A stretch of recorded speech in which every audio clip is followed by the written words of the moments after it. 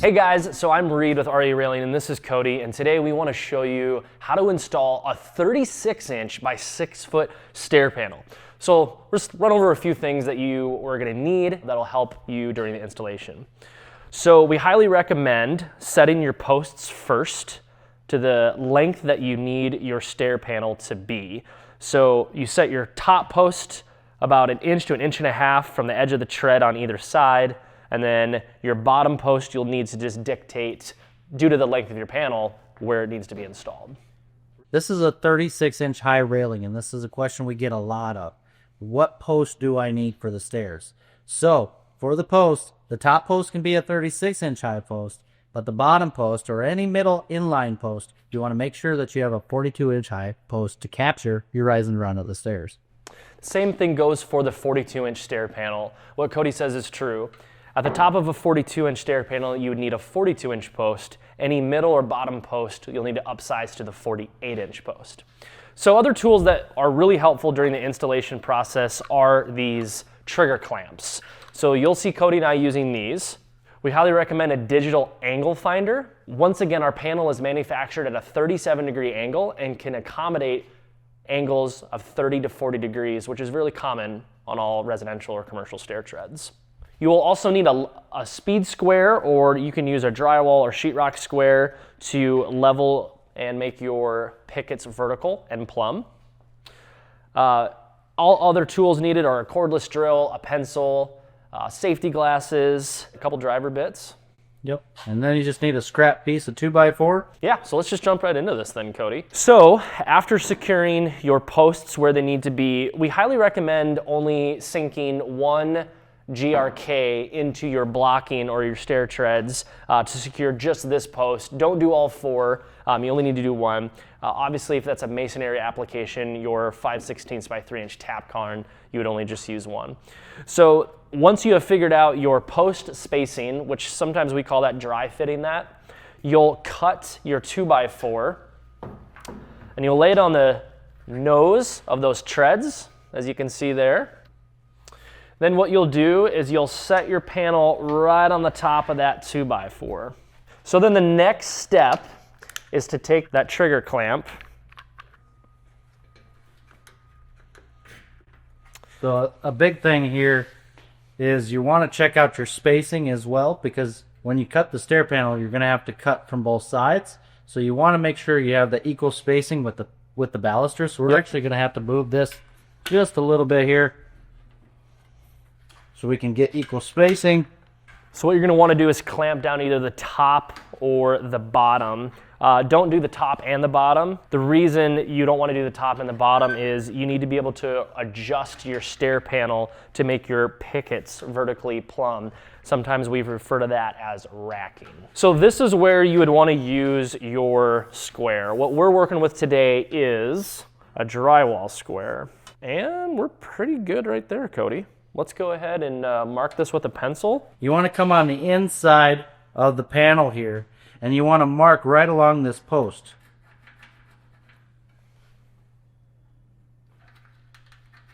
So when finding the angle of your stair treads or your stairway, we recommend using a digital angle finder for precision.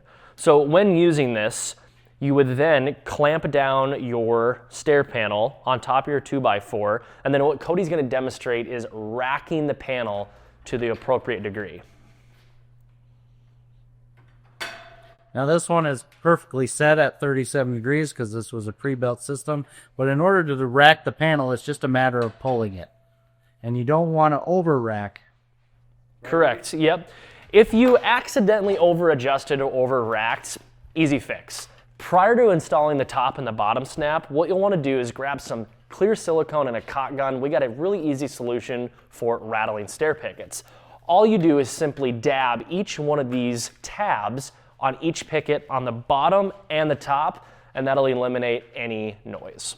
So to check to see if your pickets are plumb or straight with the world, you can go ahead and grab yourself a square or a speed square or a level and easily check to see if these are straight up and down. So the next step in the installation process of the 36-inch by 6-foot stair panel for the Aria Railing system is to cut your stair panel with a high tooth count non-ferrous blade on a miter or a chop saw. So then what we do is we come back to the project and you use that 2x4, and that 2x4 will then dictate the height. Keep in mind that you don't need a support leg for a stair panel like you do a deck panel. So I'll go ahead and hold this Cody, and Cody's gonna go ahead and I'll take this 2x4 away since we know where it's at, and we'll mark it. Yep, okay. And then I'll mark it up here. Pull that away. So what Cody's gonna do is he's gonna take the U-clips in the stair panel attachment kit and he's gonna install them on the bottom first. So keep in mind that these angled clips do go a specific way. On the top post, they angle down. On the bottom post, they angle up.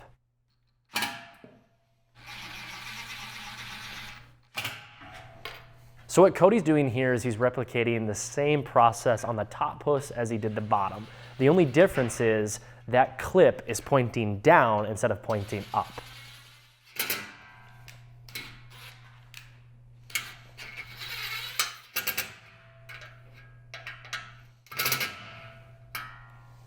Okay. So as you can see, we now have both clips installed. What this does is it dictates the height of the actual stair panel. So the next step in the installation of your Aria Railing stair panel is to back out that one screw or fastener that you put in the bottom post. So the next step after installing your bottom brackets is to install the top clips. Again, make sure that your bottom post clips are pointing up, your top post clips are pointing down.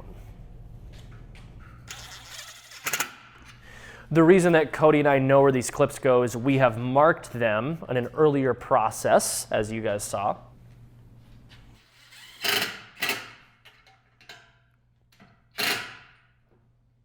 So pretty simple. The next step, you're gonna grab your pre-assembled stair panel. Cody's gonna tip that post back. We're gonna go ahead and insert it.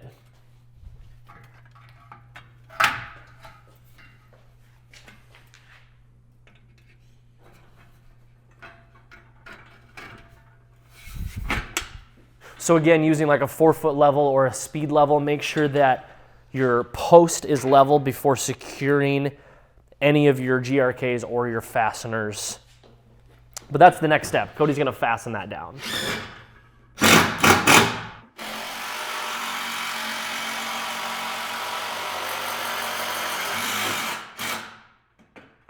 So the next step, you're gonna take the rest of your remaining tech screws, and just like the deck panel, you're going to screw in on both sides on all 4 points of contact on that stair panel.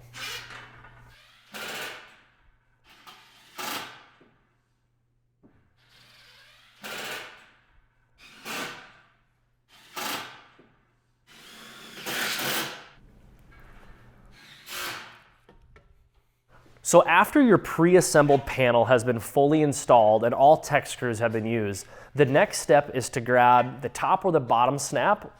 The top snap, again, is just the portion you put your hand on. So what Cody and I are gonna do is we're gonna hold this and match the same angle as the pre-assembled panel.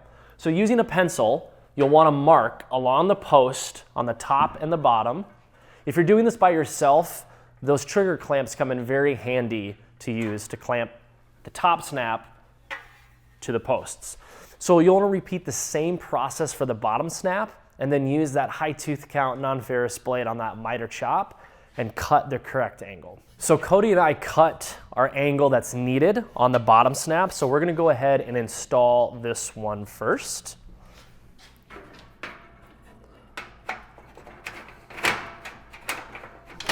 There we go.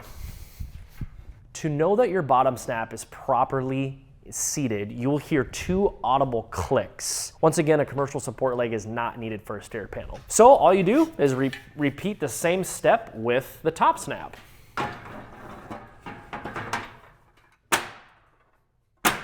Make sure you run your hand along the top of the railing and the bottom. You've now installed the panel properly.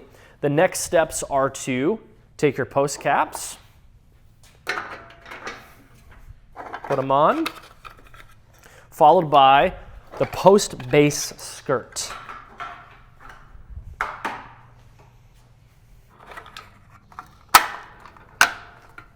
What we have now is a properly installed 36-inch by 6-foot black Aria Railing stair panel. To go over just those parts again with you, you're going to need a 36-inch post at the top, a 42-inch post at the bottom. You'll need your 36-inch by 6-foot stair panel. Keep in mind that's a nominal measurement of 69.43 inches in length.